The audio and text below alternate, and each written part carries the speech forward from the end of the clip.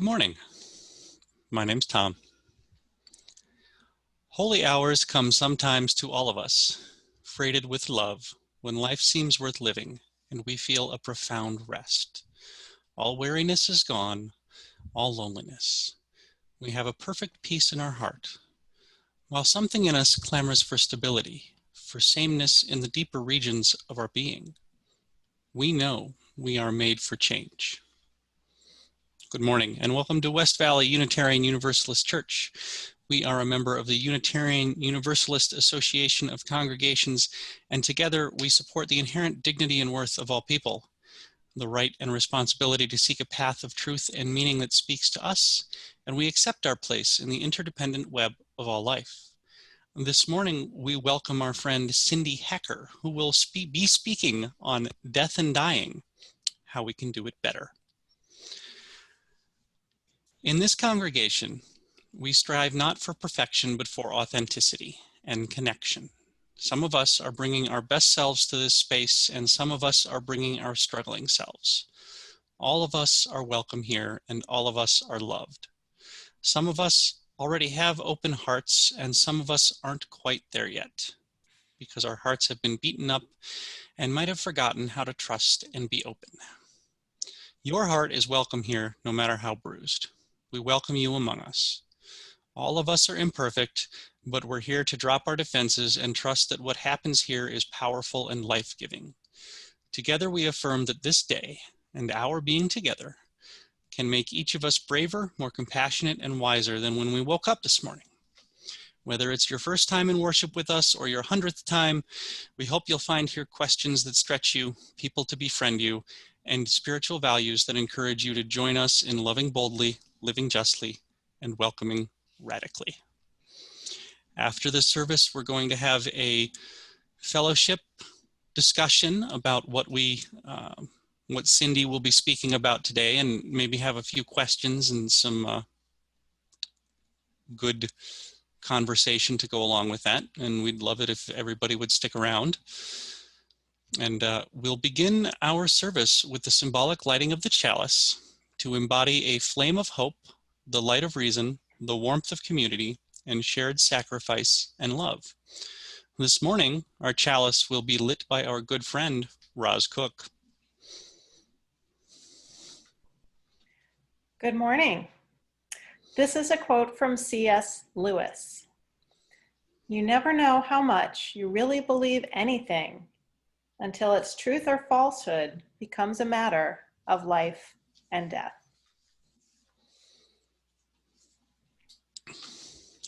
Thank you, Roz. And now for the unison reading of our covenant. I will read it out loud, and I encourage all of you to read it along with me. Love is the doctrine of our congregation. The quest for truth is our holy right, and service is our prayer. To dwell together in peace, to seek knowledge in freedom, to serve humankind in friendship, thus do we covenant. Every week in our church, we take up an offering. Though we could easily submit our pledge checks to the church at any convenient time, we pass the metaphorical plate during our worship service to make a community expression of gratitude for the blessing of abundance. There will be a PayPal link in the chat, and if anybody has any questions, feel free to ask me or text me after the service.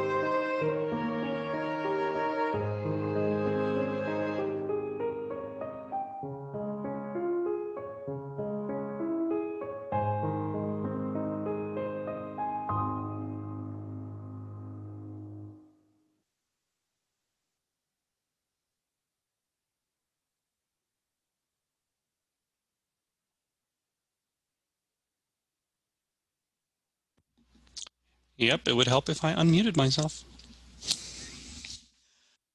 Thank you, Rocky. That was beautiful. Thank you so much.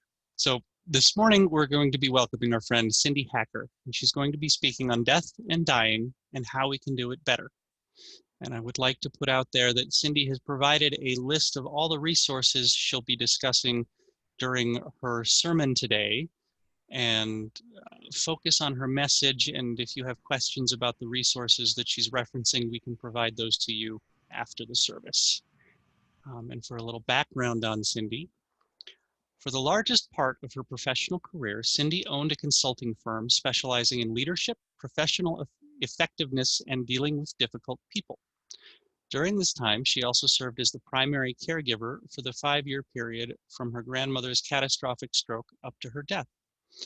This was an all-access pass to the messiness of dying in America, navigating the healthcare system, the legal system, and dicey family dynamics, all while coping with profound and sudden disability, loss of independence and control, and the upheaval of the caregiver's life.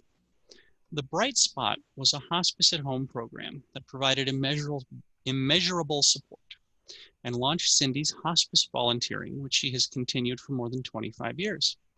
She is specially trained as an 11th hour team member, serving patients and families at the very end of their earthbound lives. Cyndi operated a home for adults with developmental disabilities, assuming 24/7 responsibility for their care and case management, which then led to her 5-year service as a medical foster home in partnership with the Department of Veterans Affairs. In this capacity, she cared for cognitively and physically disabled World War II veterans in her home, supporting 17 souls, and of course, their family members, up through the end of their lives. Walking them home is the phrase that she likes to use. Cyndi has witnessed a spectrum of dying, family dynamics, and everything that attends the process. She has also had some pretty cool personal experiences that have informed her perspective on death and dying. And now, Cyndi, would you please tell us how we can do it better? Thank you, Tom. Good morning, everyone. I first want to commend you on your commitment and successful execution of fellowship via Zoom.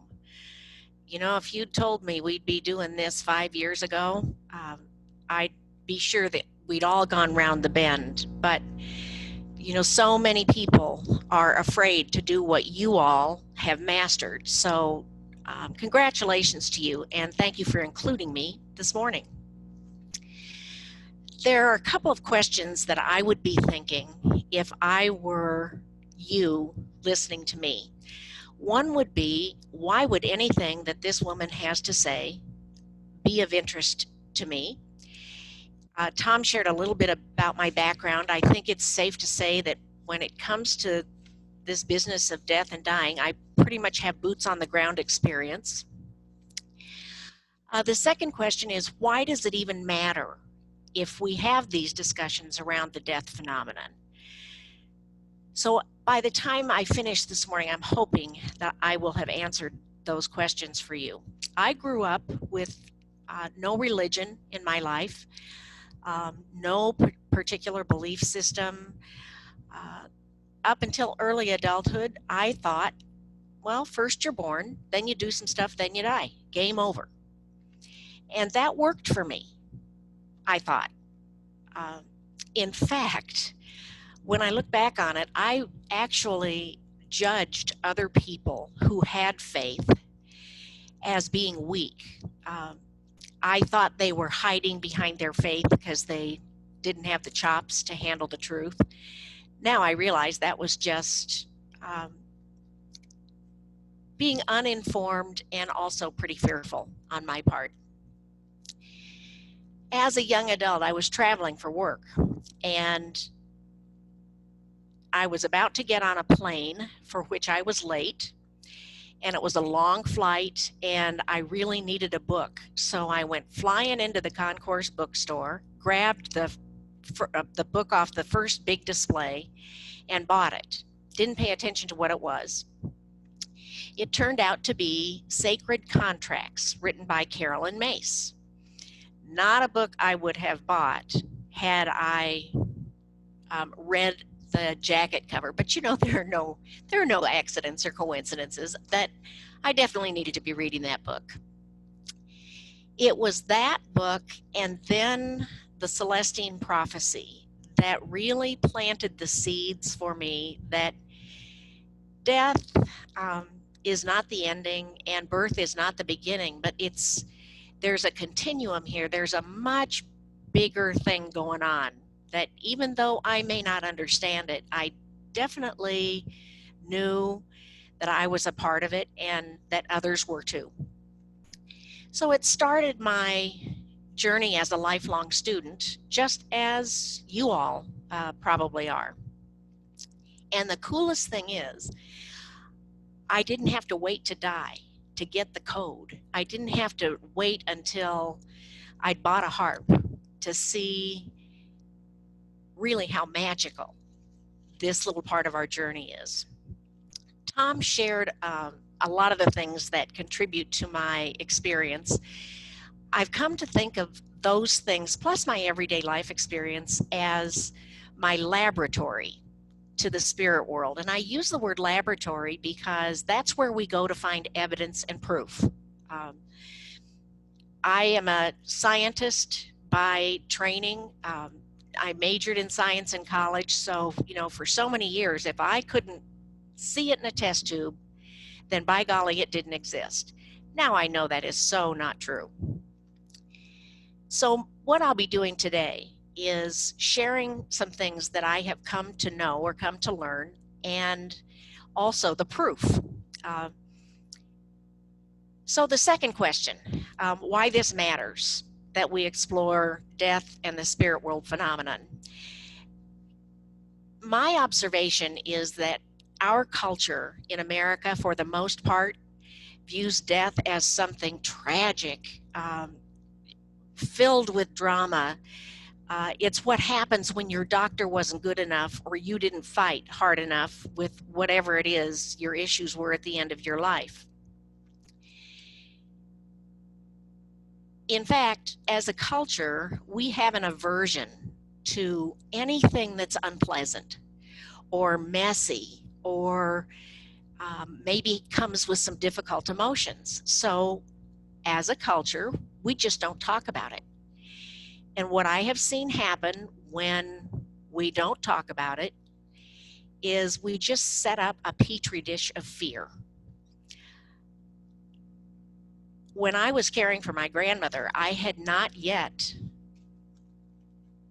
opened my mind to the idea that all of this, we're all a part of something much bigger. And I can tell you that it made that journey with her so much more difficult than it needed to be.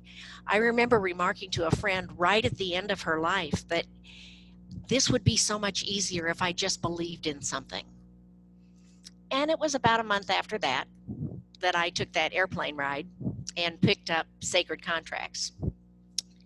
Coincidence is an amazing thing. I can tell you that trying to ease the dying journey for a patient and his or her family members when they have waited until the very last minute to talk about death is a bit like discussing the nature of epilepsy with a patient who is already in the middle of a seizure. It's too little, too late.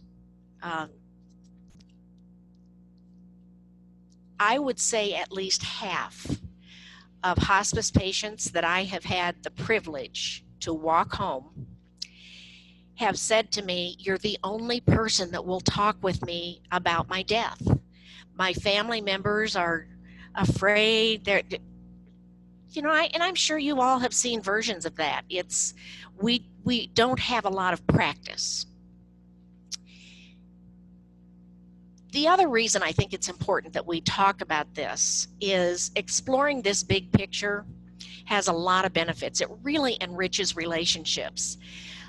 It improves the likelihood that the end of your life is going to look more like what you really want it to look like than if you aren't discussing it and preparing. You know, chances are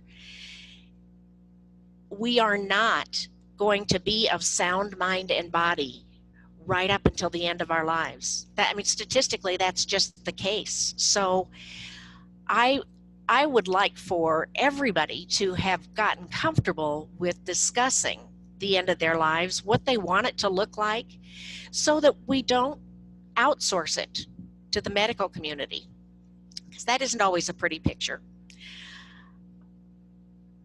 I would wish for everyone that they would have what we in hospice call a good death. What that means is a death that is experienced with awe, with gratitude, with peace, instead of suffering and fear. So if I do a decent job this morning, hopefully you'll be inspired to think more about what death means and how you want it to look for you and your loved ones. I have come to know some things based on personal experience. One is there is a benevolent, timeless energy that is way bigger than my earthbound brain can grasp, but I know it's there. I know that that dimension guides us and protects us even before we really necessarily believe in it. Some names for that energy would be God, heaven, the spirit world, the divine source. It doesn't matter what you call it. It's also not at all connected to religion necessarily. If you are a religious person, then certainly you can see that big picture through the lens of your beliefs, but you don't have to be religious to get and know that you are a part of something bigger. Here's the proof about how I know that. In the years when I was taking care of adults with developmental disabilities, a young man in my care, we'll call him Billy, that isn't his real name, but with HIPAA regulations, we have to be really careful.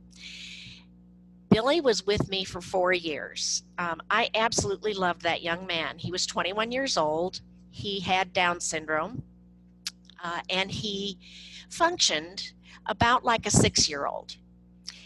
Billy and I loved to camp. So we were camped at this area in Colorado called Wellington Lake. It's a private area. The entire, 20 acres is fenced.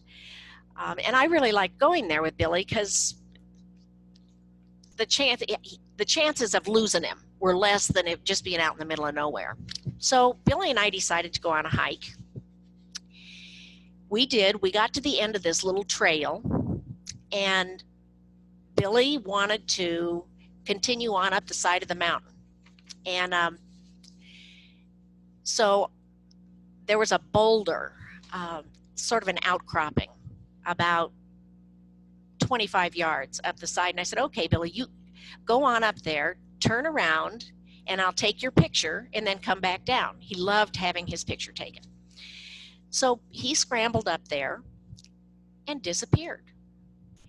And I was calling for him. Now, Billy really liked playing the hiding game. So I thought that's what he was doing.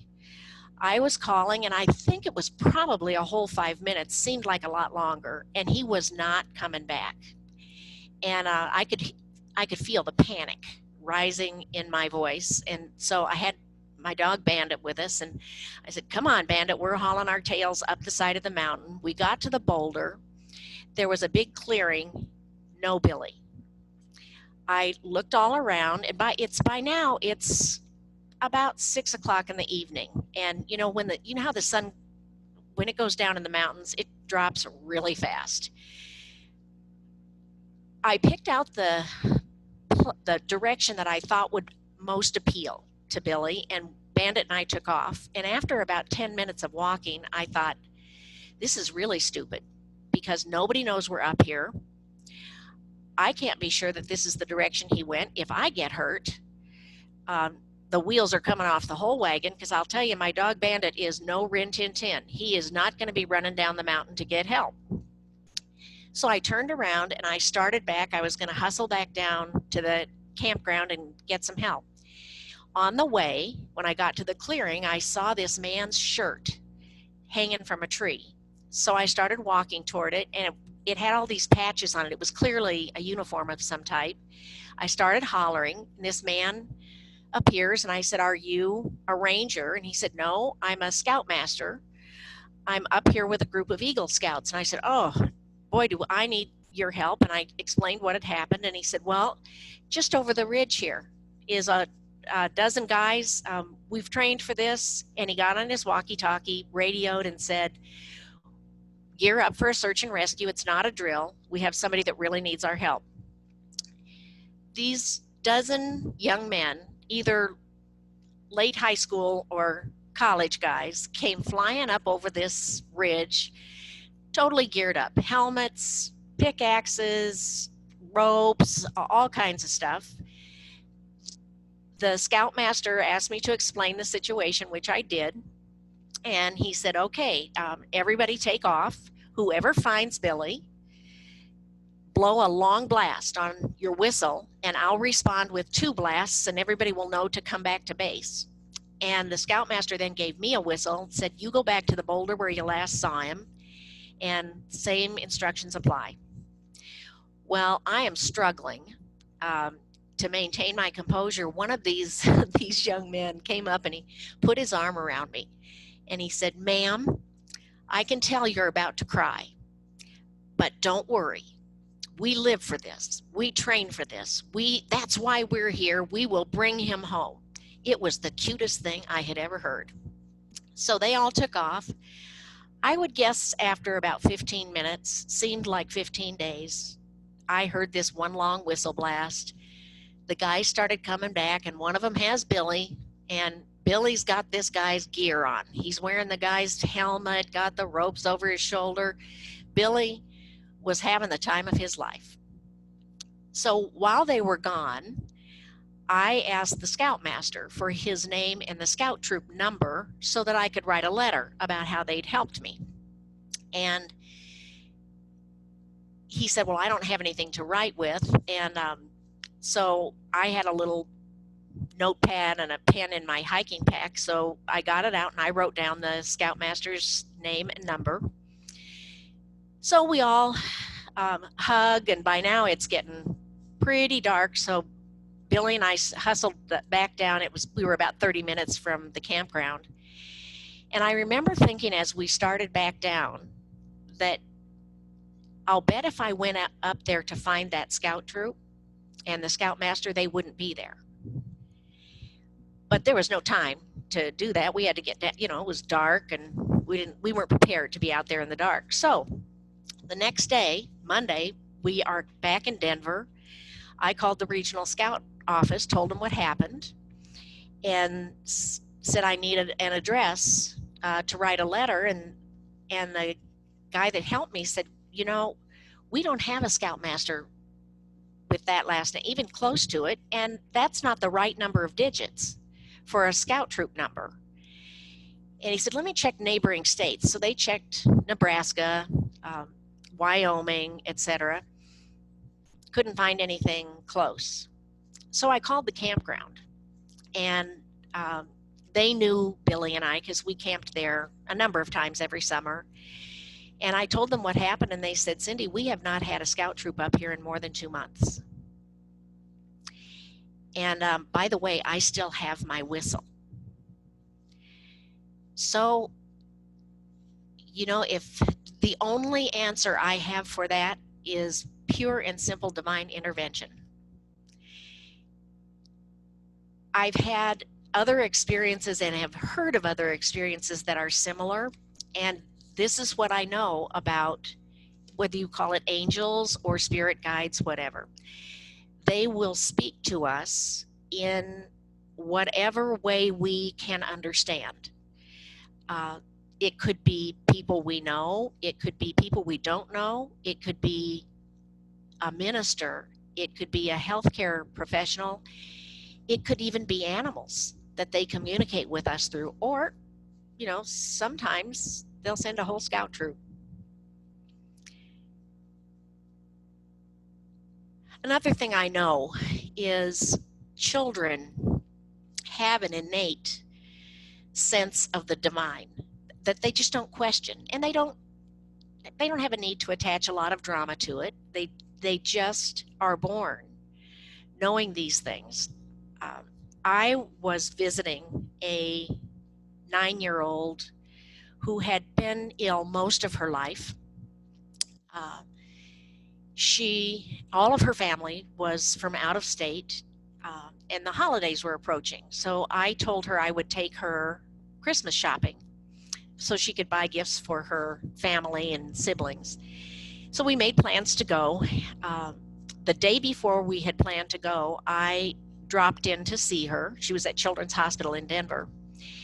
And she said, I'm going to give you my list, and you just do the shopping for me. And I said, no, we'll have a blast. We're all set up to go tomorrow. And she said, I just don't think I'm still going to be here tomorrow. I'm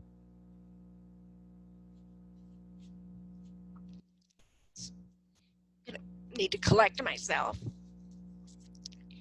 So what I did, I was shocked. Didn't know what to say. So I just said nothing and, kind of acted like I hadn't heard her. Essentially, I turned away out of fear. And she definitely knew that she was not going to be there the next day. To this day, I regret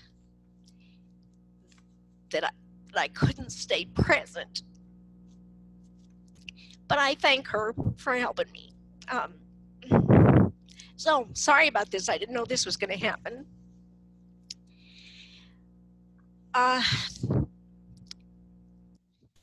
Another story about a child. I had a hospice patient who took a sudden turn for the worse. So her 2 daughters, who were from out of town, traveled in. One of them brought Bev's 9-year-old granddaughter. And I knew they were coming. I knew the day that they were going to get there. Well, that evening at about 8 o'clock in the evening, I get a call from the granddaughter. And she said, I think Grandma has died, and your phone number is right here on this sheet. And I said, well, who is there with you? And she said, well, my mom and my aunt went out to dinner, and I'm just here with Grandma. Can you imagine that? So I said, I will be right over. And I explained to her how to work the security system so she could buzz me into the building. And when I got there, she was amazingly calm and centered. And she said, why don't you look and see if Grandma's really dead? And I said, well, let's go visit her together. And she said, can I close her eyes? And I said, I think she would really like that. And meanwhile, the hospice folks were on the way, so it's not like we were negotiating this all by ourselves. But she said, my mom and my aunt are both kind of crazy. Now, I knew this because Bev had told me that her daughters were a little round the bend. But I thought it was astounding coming from that child. She said, I think that's why Nana wanted them to go out to dinner, so that she could just be here with me. And she said, Nana's still here. And she said, it's a different kind of here, but she's still definitely here. 9 years old, that young lady. I'd love to know what she's doing now and how she's blessing other people's lives.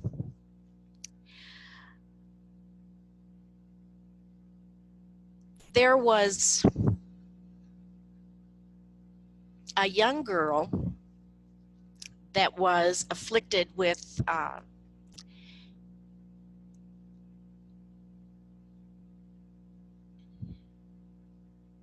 I'm going to, that story is too much like the other one I told you.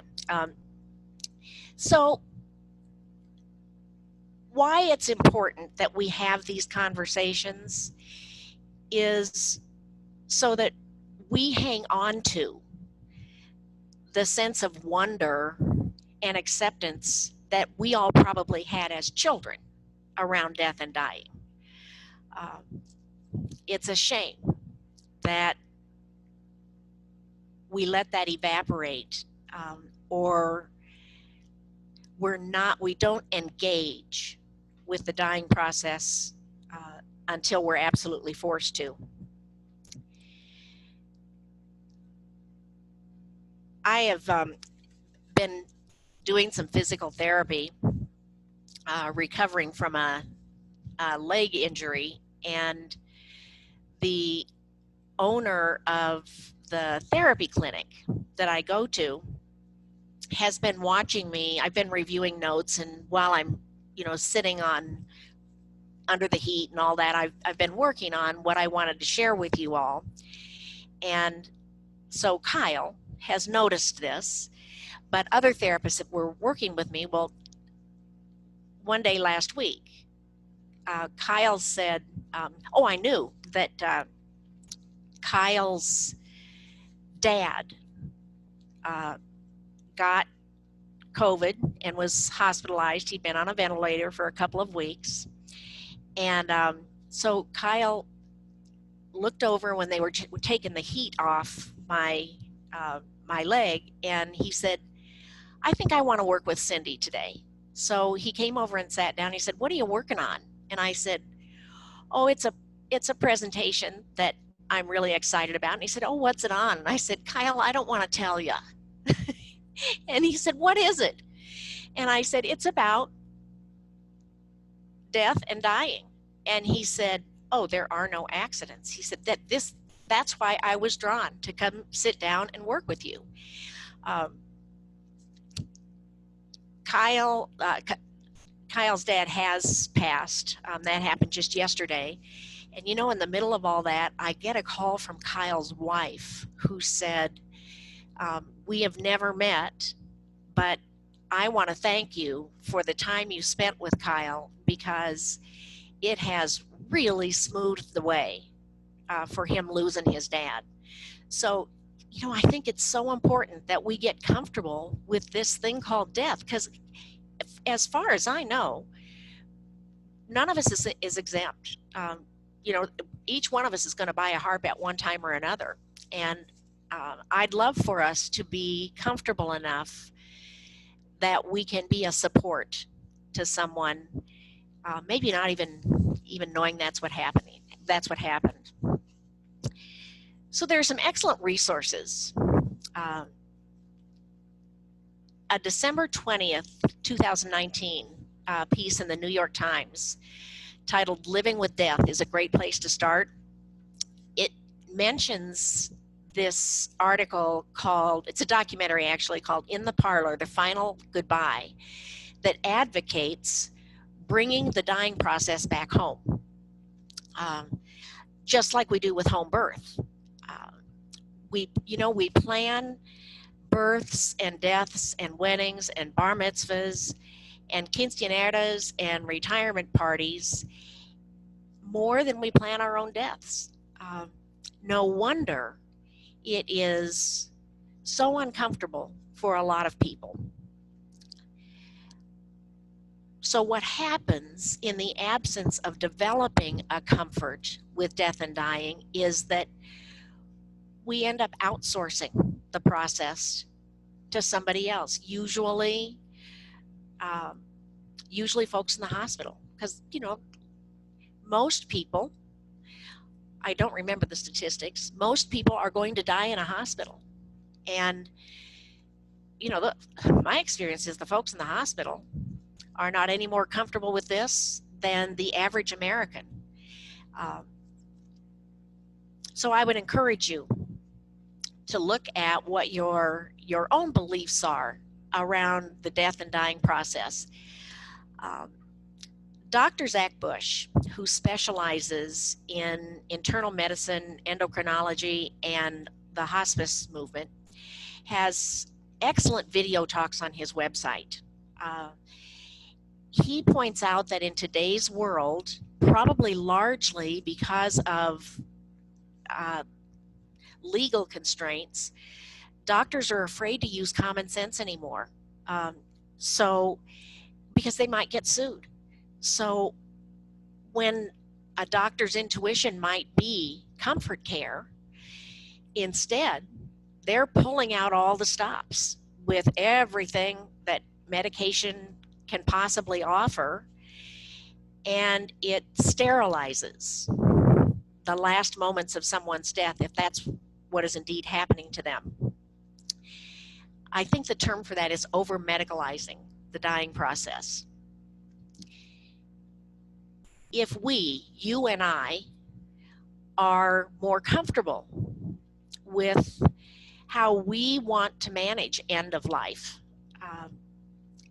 then the chances that that will happen to someone that we love or to ourselves is reduced. So my suggestion that I would give you lovingly is, if you're not real comfortable already with the dying process, get that way. Because it's coming. And to enter that channel, that process, without a level of comfort, puts you and people you love at risk of having a really sacred end of life over-medicalized. You know, I mentioned resources not because I think I'm trying to tell you what you should believe. That's up to each one of us.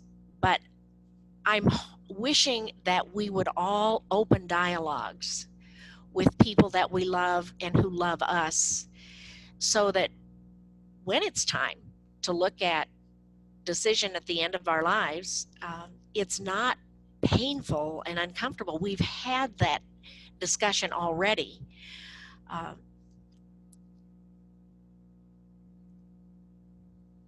Watch videos. There are great TED Talks.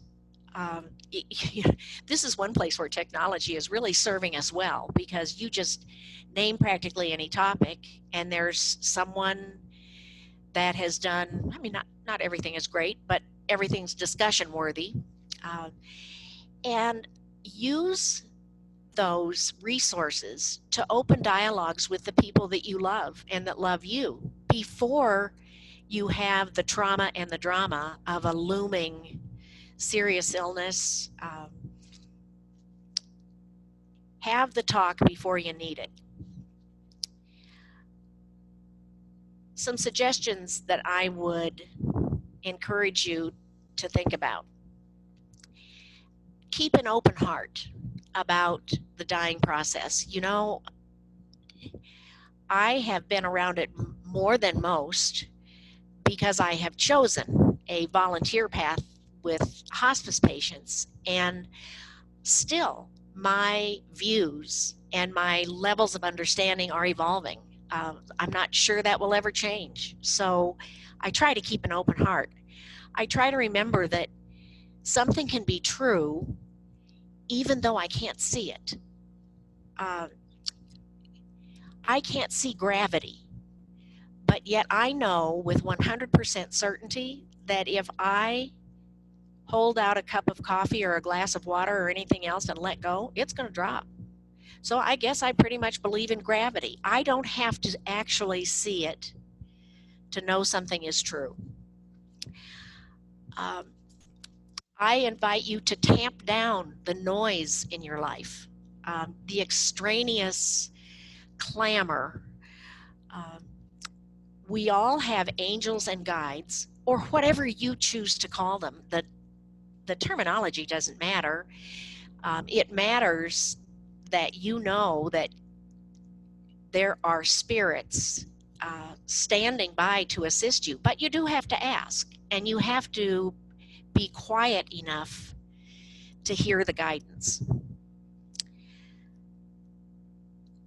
include children in all things death and dying. You know, it's not a big, dramatic, scary thing to them. It is, unless we make it that way. They have an innate wisdom that we kind of tend to crush as they get older and older. Include them in, obviously, with a message that's geared toward their level.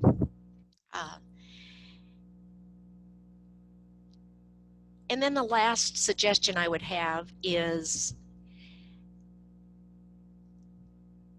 rekindle your own curiosity and question, is what I believe just because I've been thinking it for so long, it's a habit?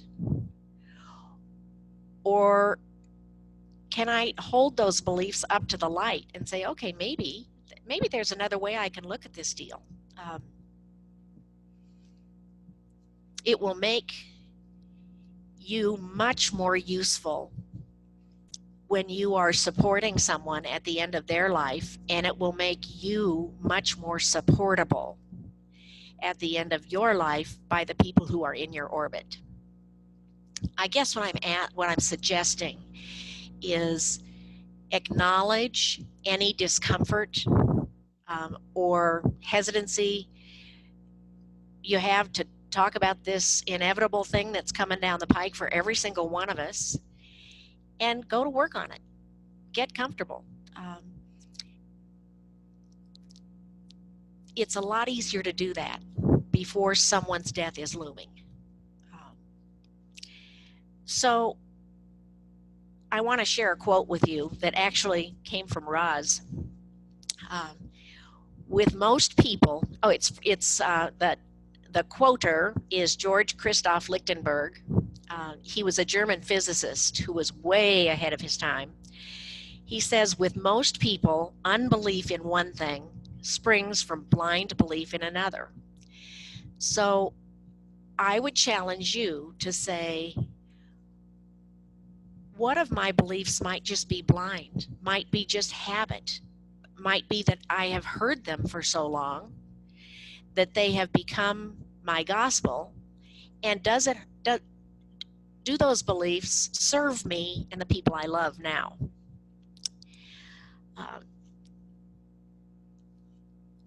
I want to thank Tom and Roz for inviting me to be with you this morning.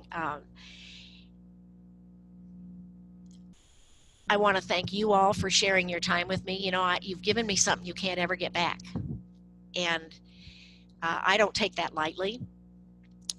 Tom and Roz have my contact information. I am not a medical professional, but I do have years and years and years of experience in this business of death and dying. And it would be my honor to be a sounding board for you. And anytime if you thought I could be of service, or I can maybe point you to someone that can be of more help. My opportunity to spend time with you this morning gives meaning to all those souls that crossed my path in the course of their homegoing. So thank you all for your time. I'll hang out if you have any questions or comments, and I appreciate your time. That's all. Tom, do I throw it back to you, or do I throw it back? I think I can take it from here, Cyndi. Okay. Big thank you so much for sharing with us. That was very, very profound. For the next phase in our morning services, we're going to be doing the Unison reading of the covenant, or the mission statement, and Paul will be kind enough to put that up on the screen for everyone. And please join along with me if you are so inclined. We agree to provide a safe place to celebrate diversity, draw inspiration for living better lives, foster social and environmental justice, and compassionately support each other in our spiritual searches.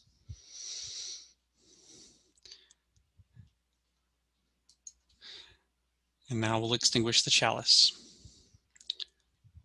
We extinguish this flame, but not the light of truth, the warmth of community, or the fire of commitment. These we carry in our hearts until we are together again.